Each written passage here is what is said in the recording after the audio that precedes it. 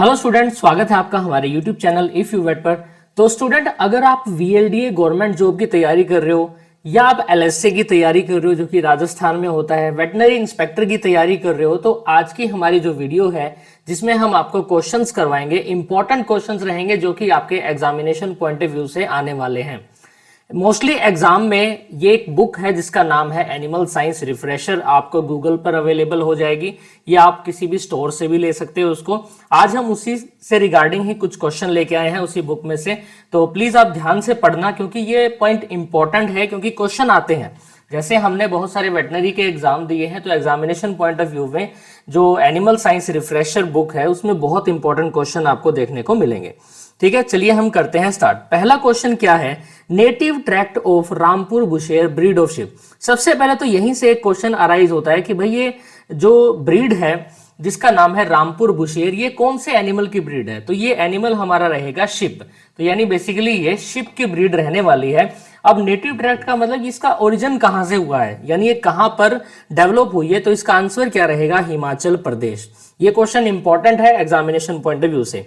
आगे important question आता है, असील इज फेमस फॉर। अब आपने सुना होगा असील एक ब्रीड है। ब्रीड किसकी है? ये एक मुर्गे की ब्रीड आप बोल सकते हो इसको। अब स्पेशली जो असील है उसकी क्वालिटी क्या रहती है? फाइटिंग क्वालिटी है या मीट क्वालिटी है या एग प्रोडक्शन है या फाइटिंग एंड मीट क्वालिटी? तो दोस्तों इसका आंसर रहेगा fighting and meat quality both.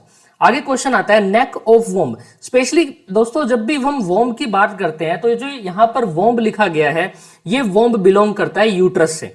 ठीक है, कहां से बिलोंग करता है? यूट्रस से। जैसा कि मैं इसमें आपको मेंशन करके बता देता हूं, ये जो वोम्ब यहां पर आपको एक देखने को मिल रहा है, ये स्पेशली हम इसको यूट्रस बोलते हैं। क्या बोलते हैं इसको? यूट्रस।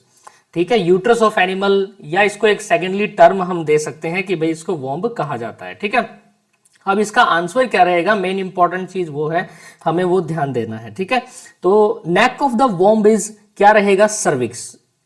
यानी जो यूट्रस की जो गर्दन होती है वो कौन होती है? सर्विक्स होती है। ठीक है, which of the hormone causes ओवी पोजिशन, यानी एग लेइंग में ऐसा कौन सा हार्मोन है जो कि काम करता है? ऑक्सीटोसिन करता है, वासोटोसिन है, प्रोलैक्टिन है या एस्ट्रोजन है? इसका आंसर देखो, ओवी पोजिशन मतलब एग लेइंग, यानी बर्ड्स में जो अंडे देते हैं, यानी एग लेट डाउन होता है जो भी बर्ड्स का, तो कौन सा हार्मोन उसके अंदर इंक्लूड रहता है, हमको इसका आंसर देना है। तो इसका आंसर रहेगा vasotocin. Option number B is the right answer, ये भी इंपॉर्टेंट है। First family use by primitive man. ऐसी फैमिली का नाम बताइए जो कि सबसे पहले यूज की गई थी, वो कौन सी थी? बोविडी थी, सूडी थी, कैमेलिडी थी, एक्विडी। बोविडी से बिलोंग करते हैं हम बोवाइन, यानी हमारी बफलो। सूडी मतलब क्या होता है? सुअर। और कैमेलिडी मतलब क्या होता है? कैमल। नाम से पता चल रहा है। और इक्विडी का मतलब क्या होता है? हॉर्स, यानी हमारे जो इक्वाइन जो होते हैं। ठीक है, तो इसका आंसर क्या रहेगा? सूडी। यानी first primitive man as a food किसने, कौन सी फैमिली यूज की गई है? सूडी, यानी सुअर को एक primitive man as a food use करते थे। ठीक है, तो ये क्वेश्चन भी इंपॉर्टेंट है, आ सकता है एग्जामिनेशन पॉइंट ऑफ व्यू से। आगे मोस्ट इंपॉर्टेंट है, most stressful environment to the livestock is. यानी हम जब हमारे घर पे कोई भी एनिमल्स रख रहे हैं तो सबसे ज्यादा स्ट्रेसफुल एनवायरनमेंट क्या रहता है? High relative humidity and high environment temperature. तो स्पेशली यही आंसर इसका रहने वाला है, पहला ही, हाई रिलेटिव ह्यूमिडिटी। अगर एनवायरमेंट के अंदर ह्यूमिडिटी ज्यादा है या एनवायरमेंटल टेम्परेचर ज्यादा है तो वही सबसे ज्यादा स्ट्रेसफुल एनवायरमेंट माना जाएगा। आगे क्वेश्चन आता है, ये देखो 7वां नंबर क्वेश्चन है, selection differential depend on several factor except. Specially ये सिलेक्शन का टॉपिक है, ठीक है, जो कि एक ब्रीडिंग का कंसेप्ट रहने वाला है। तो अब इसमें पूछा है कि ये जो सिलेक्शन डिफरेंशियल डिपेंड करता है बहुत सारे फैक्टर्स पे, लेकिन इनमें एक को छोड़ना है आपको। कौन से को छोड़ेंगे आप? फिनोटिपिक स्टैंडर्ड डेविएशन को, हेरिटेबिलिटी को, सेक्स ऑफ द इंडिविजुअल को, या प्रोपोर्शन ऑफ एनिमल सिलेक्टेड। तो हम इसको छोड़ेंगे हेरिटेबिलिटी को।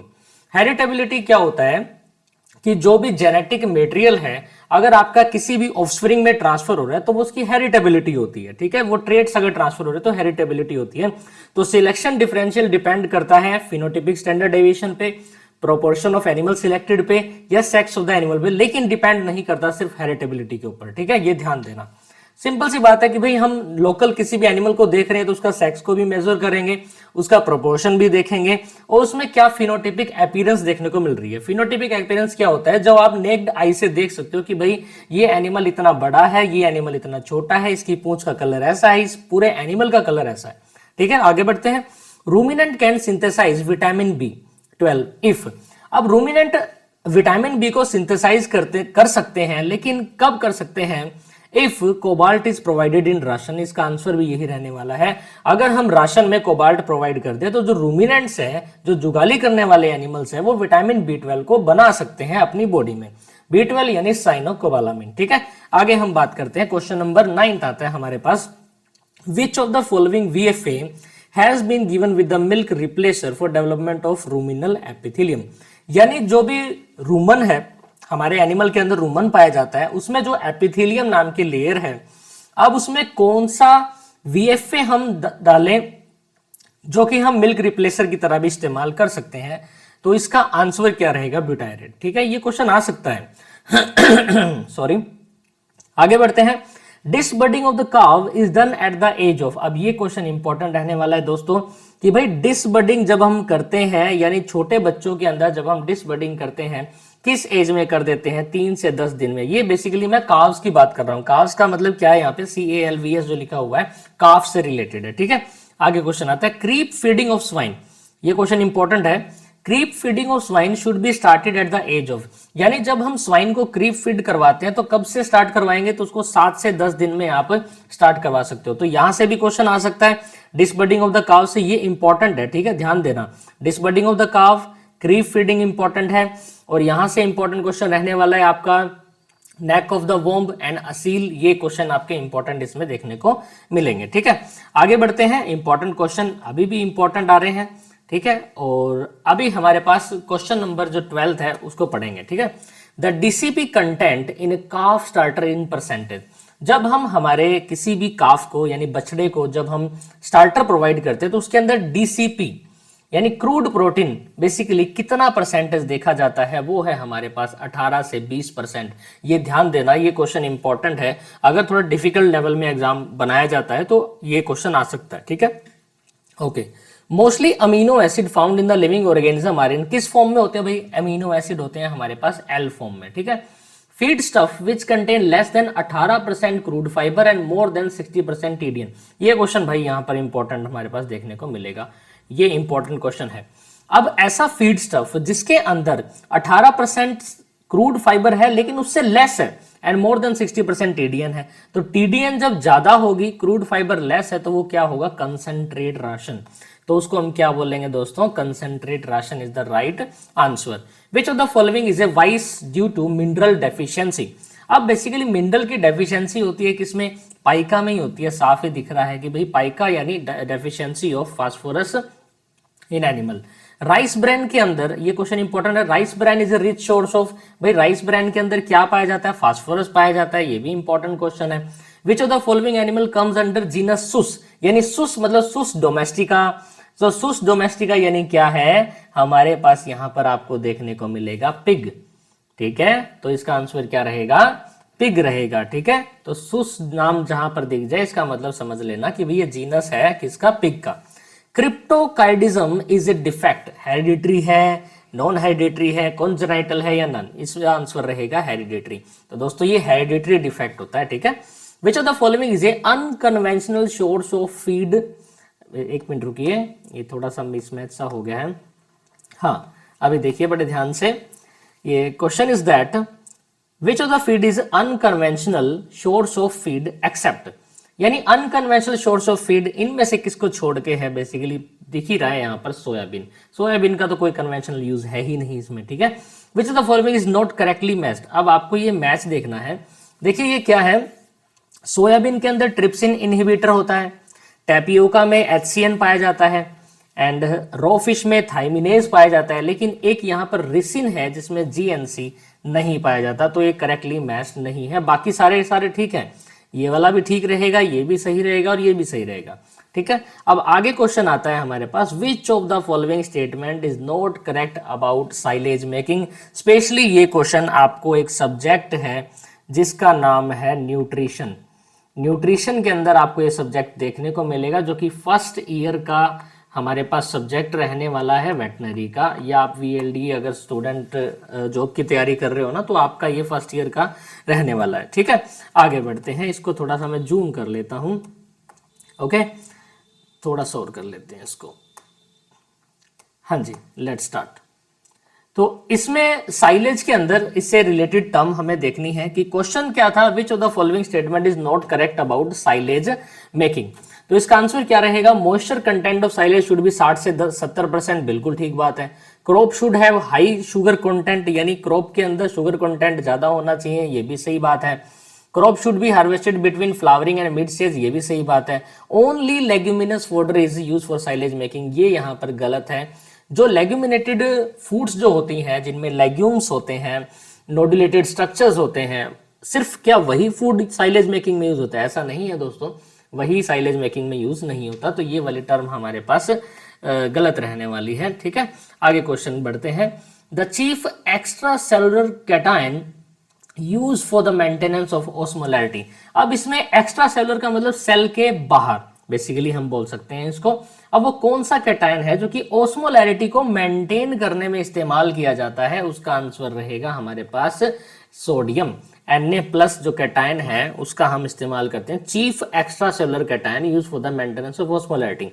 आगे क्वेश्चन आता है heritability and fitness range from. ये क्वेश्चन इंपॉर्टेंट है भाई।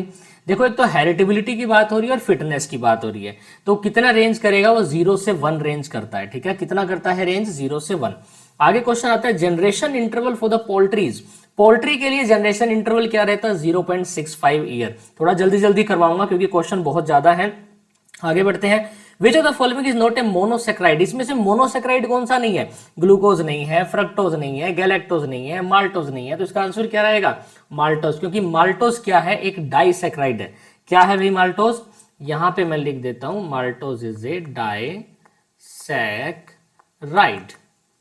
ठीक है, माल्टोज डाइसेक्राइड है, मोनोसेक्राइड नहीं है। तो ग्लूकोज, फ्रक्टोज और गैलेक्टोज क्या रहेंगे हमारे पास? मोनोसेक्राइड रहेंगे। रूमिनेंट्स के अंदर जो मेटाबॉलिक एनर्जी है वो ऑब्टेन्ड होती है डीई। बेसिकली ये क्वेश्चन जो है ना थोड़ा सा डिफिकल्ट रहने वाला है क्योंकि ये बीवीएससी लेवल का क्वेश्चन है। ठीक है, लेकिन इसका आंसर ये रहेगा आपको 0.82। अगर मैं आपको ये समझाने लग गया तो आप बोलोगे सर इतना डीप क्यों लेके जा रहे हो, तो इसलिए हम इसको यहीं छोड़ देते हैं। तो आप इसका आंसर ध्यान रख लेना। ठीक है, बेसिकली वीएलडीए के एग्जाम में इसको नहीं पूछा जाएगा। ठीक है, आगे बढ़ते हैं। And product of nitrogen metabolism in ruminant.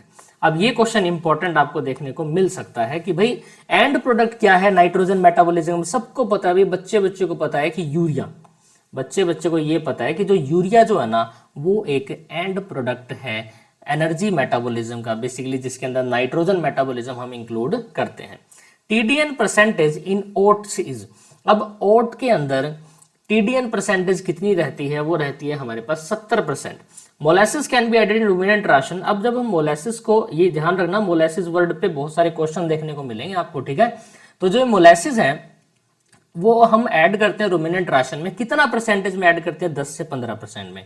Amount of metabolic water यानी in grams obtain from 100 gram of fat. अब ये क्वेश्चन इंपॉर्टेंट, देखो भाई कितनी मेटाबॉलिक वाटर ऑब्टेन होती है 100 ग्राम ऑफ फैट में। ये क्वेश्चन आपको एग्जाम में देखने को मिल सकता है क्योंकि ये इंपॉर्टेंट है। तो इसका आंसर क्या रहेगा? 110 ग्राम इसका आंसर रहेगा। Urea can be added in the ration up to percentage of total dry matter. यानी जब हम यूरिया को ऐड करते हैं तो कितना परसेंट हम यूरिया को ऐड करेंगे राशन में? तो इसका आंसर क्या रहेगा दोस्तों? 1% इसका आंसर रहेगा। ठीक है, तो ये इंपॉर्टेंट क्वेश्चन है, तभी आपको मैं बता रहा हूं और एक एक चीज को अच्छे से बता रहा हूं। ठीक है, स्ट्रेप्टोकोकस बोविस, ये देखिए, belong to group of ruminal bacteria. यानी ये देखिए, आप बड़े ध्यान से समझना है इसको। जो स्ट्रेप्टोकोकस बोविस एक बैक्टीरिया है, वो रूमन का एक बैक्टीरिया है। ठीक है, क्या है? रूमिनल एक बैक्टीरिया आपको इसमें देखने को मिलेगा। तो अब ये जो रूमिनल बैक्टीरिया है किस ग्रुप के अंदर इंक्लूड है ये हमको इसमें देखना है। Cellulolytic, amylolytic, both and B acid utilize. तो इसका आंसर क्या रहेगा? अमाइलोलिटिक इसका राइट आंसर रहेगा। अब आगे बढ़ते हैं, इसी को एक बार थोड़ा सा ऊपर उठा लेते हैं। ठीक है, ये क्वेश्चन इंपॉर्टेंट है दोस्तों, ठीक है, तभी आपको मैं करवा रहा हूँ, अदरवाइज तो कोई इंपॉर्टेंस सी लग नहीं रही थी मुझे कि भाई ये क्वेश्चन करवाने चाहिए। लेकिन मुझे ये लगा कि एग्जामिनेशन पॉइंट ऑफ व्यू से हमने बहुत सारे एग्जाम देखे, तो भाई इस बुक में से बहुत सारे क्वेश्चन देखने को मिले। तो क्वेश्चन है तो भाई हमारे लिए जहाँ पर क्वेश्चन हमें मिल गया वहीं पे पहुंच जाओ। अगर एक गवर्नमेंट जॉब चाहते हो, अगर आप अपनी वेटनरी को स्ट्रॉन्ग करना चाहते हो, तो ये इंपॉर्टेंट क्वेश्चन आपको करने ही पड़ेंगे। एक बार मैं इसको एडजस्ट कर देता हूँ। हाँ, आगे हमारे पास क्वेश्चन आपको देखने को मिल रहा है जिसका नाम है आरडीआई। अब ये आरडीआई क्या होता है भाई, इसी को हमें देखना है। रिकमेंडेड डेली इनटेक होता है या क्या होता है? आपके दिमाग में चल रहा होगा यार ये तो सारे जो एब्रीविएशन है सिमिलर मैच कर रही है, तो इसका आंसर ए ही आपको देखने को मिलेगा। Recommended daily intake is the right answer. ठीक है, आगे बढ़ते हैं। तो आरडीआई पे क्वेश्चन आ सकता है, if heritability of a particular trait is 0.2 then it indicate, अगर किसी भी ट्रेट की हेरिटेबिलिटी 0.2 है तो वो क्या दर्शाती है? स्पेशली वो क्या दर्शाएगी? वो स्पेशली दिखाती है एडिटिव जेनेटिक वेरिएंस इन 20%। तो ये ध्यान रख लेना, जब आप 2 से 3 बार रिवाइज करोगे तो आपको ध्यान हो जाएगा। All are written form of extension teaching method except. देखिए, जब आप एक्सटेंशन सब्जेक्ट पढ़ोगे ना सेकेंड ईयर में जब जाओगे, तो ये आपके लिए इंपॉर्टेंट यहां पे देखने को मिलेगा। अब रिटर्न फॉर्म बतानी है एक्सटेंशन की, बुलेटिन है, लीफलेट है, न्यूज आर्टिकल है, एग्जीबिशन है। एग्जीबिशन तो नहीं हो सकते, बुलेटिन्स आपको लग रहा है कि हाँ यार कहीं ना कहीं तो बुलेटिन्स देखने को मिलेगा, बट क्या बुलेटिन्स आंसर इसका है? नहीं। अब इसका आंसर मैं बताऊं क्या रहेगा, जो हमने सबसे पहले मना ही कर दिया ना वही रहेगा। देखो भाई, बुलेटिन्स भी रिटर्न फॉर्म में होती है, लीफलेट भी रिटर्न में, न्यूज आर्टिकल भी रिटर्न में। ऐसा कौन सा टीचिंग मेथड है जो कि रिटर्न फॉर्म में नहीं है? एग्जीबिशन ही तो है, तो यही इसका राइट आंसर रहेगा। तो एग्जीबिशन को हम राइट डाउन थोड़ी ना कर सकते हैं। थारपारकर इज यूज्ड फॉर, अगला क्वेश्चन है देखो important, development of which of the following cross breed of NDRI करना। यहां से क्वेश्चन आ जाएगा भाई, तो इसका आंसर आ जाएगा करण फ्रीज, सीधा साफ सुथरा दिख ही रहा है। देखिए, जो थारपारकर ब्रीड है ना वो गाय की ब्रीड है। अब वो कौन सी क्रॉस ब्रीड है, कौन, इसका जो बेसिकली नाम क्या है वो है करण फ्रीज, जो कि हमारे एनडीआरआई करनाल के अंदर इसको डेवलप किया गया है। Tharparkar is used for development of which of the following cross breed of cattle at NDRI Karnal, वो है हमारे पास करण फ्रीज।